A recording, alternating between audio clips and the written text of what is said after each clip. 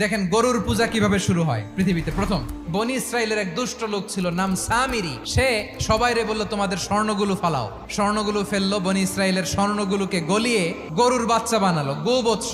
জিব্রাইল আলাইহিস সালাম যে জমিনে এসেছিলেন, ওই ফেরেশতার পায়ের নিচের একটু মাটি সে বুদ্ধি করে প্যাকেটে রেখে দিছিল। স্বর্ণ দিয়ে বানানো গোবৎস গরুর বাচ্চার গায়ে যখন সেই মাটি ছুঁড়ে দেয়া হলো, এখন বাছুরের ভেতর থেকে ভ্যাঁ ভ্যাঁ আওয়াজ আসতেছে। কি আসতেছে?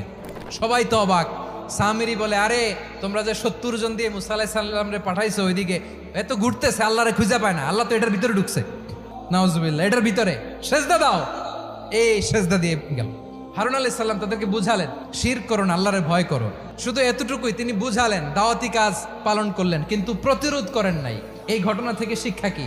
শিক্ষা হচ্ছে, আপনি শিরকের আড্ডাখানা দেখলেও বৃহৎ স্বার্থে তাওহীদের দাওয়াত দিবেন, প্রয়োজনে আপনি ঐক্য নষ্ট করবেন না। সুবহানাল্লাহ পড়বেন না?